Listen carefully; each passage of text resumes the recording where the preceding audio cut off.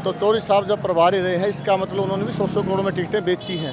मतलब जो कांग्रेस की टिकट है वो बेची गई है। बिल्कुल, इसमें कोई डाउट नहीं है। लोग सारे दर्शकों ने प्रियंका को हार्दिक राम राम। और फिलहाल है उचाना हल्के में, और उचाना हल्के की अगर बात करें तो आज दिलबाग संडील है जो नामांकन भरने जान लाग रहे हैं। और आप देखोगे कि जो उनकी नामांकन रैली है तो आप देखने भी लाग रहे हो। तो जो उचाना हल्के की राजनीति की अगर बात करें तो आपका क्या कहना है, जरूर बताइयो। राम दिलबाग जी। राम राम जी। तो दिलबाग जी आज नामांकन भरने जा रहे हो जी। तो मतलब देखो, पहले आप कांग्रेस से टिकट मांगो थे, आप निर्दलीय नामांकन करने जा रहे हो। हाँ बिल्कुल, निर्दलीय नहीं, जनता के उम्मीदवार के रूप में।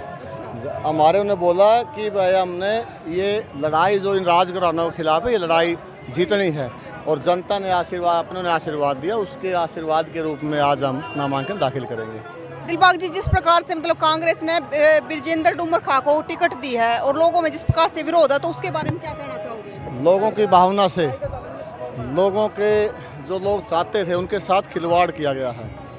इन राजघरानों को टिकट देकर कांग्रेस पार्टी ने एक ये साबित कर दिया कि जैसे कि चौधरी साहब कहा करते जब बीजेपी सरकार में ये थे कि 100 करोड़ में कांग्रेस पार्टी की टिकटें बिकती हैं, आज वो टिकट इनको देकर ये साबित कर दिया, हाँ बिल्कुल 100 करोड़ में वो बिकती है। और चौधरी साहब जिस पर समय कि कहीं किसी न किसी स्टेट के प्रभारी, चाहे यूपी की बात हो, चाहे उत्तराखंड की बात हो, चाहे अन्य राज्यों की बात हो, तो चौधरी साहब जब प्रभारी रहे हैं, इसका मतलब उन्होंने भी 100 करोड़ में टिकटें बेची हैं।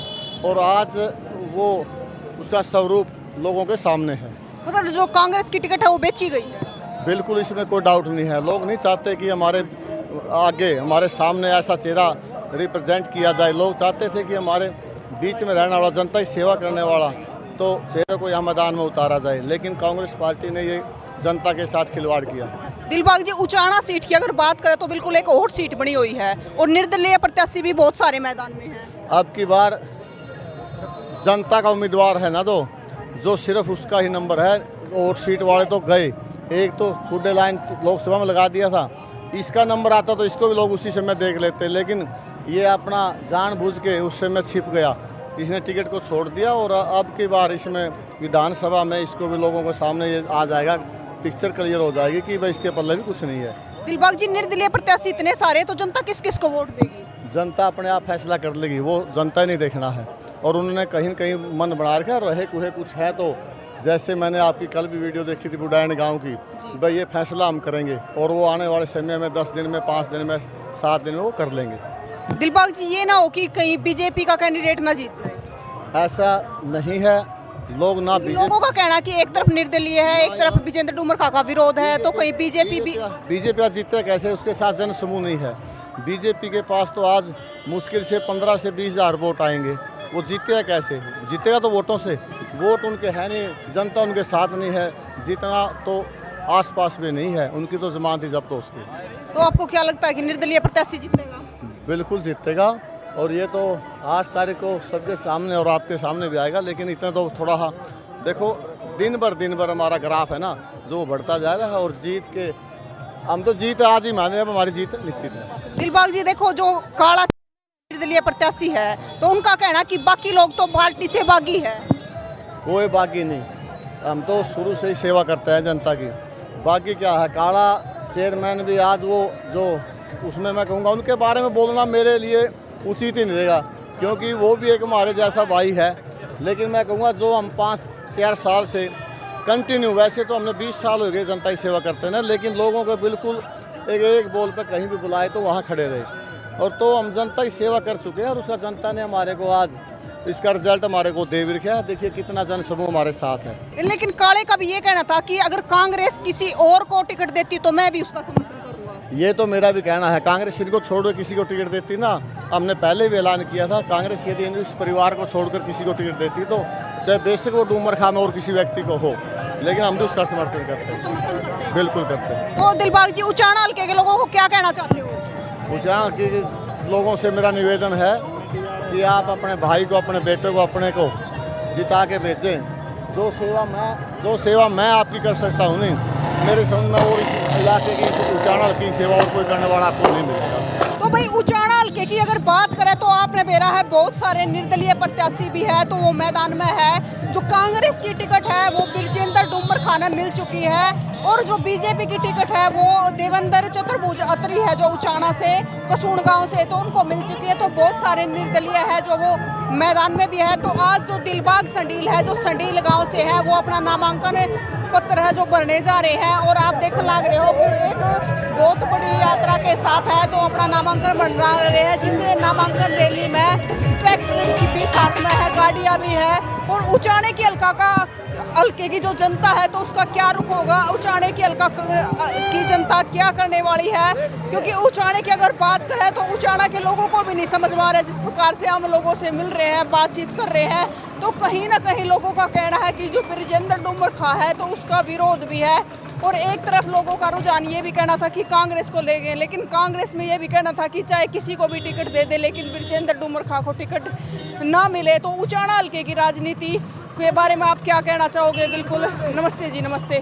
तो आप भी ज़रूर बताना। तो आज जो है जो नामांकन रैली है दिलबाग संडील की तो उचाना की तरफ चल पड़ी है और अपना जो नामांकन पत्र है तो दिलबाग संडील जी आज भरने जा रहे हैं 11 तारीख को।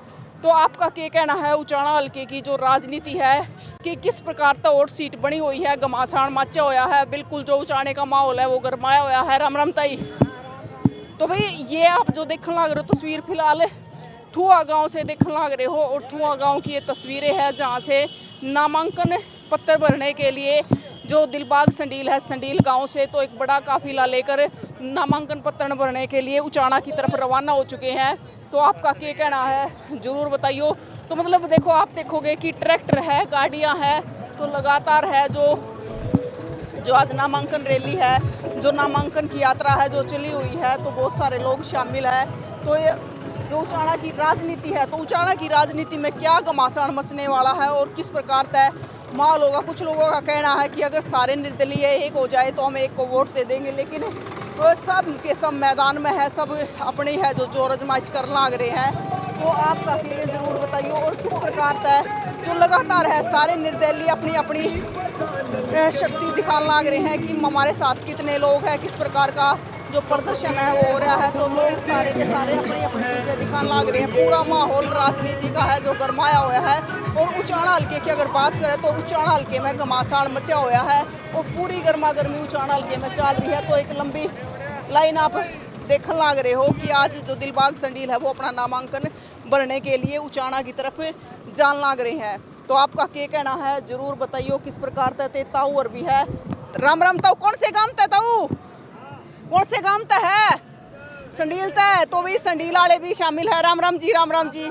कौन से गांव से हो? संडील गांव से। तो मैं ले लूंगी ना। संडील गांव से काफिला देखो भाई का पूरा आज दिल खुश कर देगा सारा हल्का का। और भाई ने जिता के लावांगे बढ़िया वोटा था, 20,000 वोटा था। चलो जी, चलते रहो क्योंकि बिल्कुल बिल्कुल। तो भाई देखो, आपको जो काफिला देखने लग रहे हो तो जो निर्दलीय प्रत्याशी है जो पहले कांग्रेस की टिकट मांगे थे लेकिन कांग्रेस की टिकट नहीं मिली और अब फिलहाल है जो निर्दलीय मैदान में है आज अपना नामांकन करने जाने लग रहे हैं। तो उनका यो काफिला आप देखने लग रहे हो जो दिलबाग संडील है तो संडील गांव से यो काफिला चला है और फिलहाल थुआ गांव में पहुंच गया है और थुआ से अभी उचाना की तरफ चल पड़े हैं नामांकन के लिए। तो ये देखो ट्रैक्टर भी है और गाड़ियां भी है। तो जो आप काफिला देखने लग रहे हो उचाना हल्के के दिलबाग संडील का यो काफिला है। तो साथियों, आपका क्या कहना है उचाना हल्के की राजनीति को लेकर ज़रूर बताइए और तस्वीरें ज़्यादा से ज़्यादा शेयर करिए। फिर मिलेंगे। जय हिंद।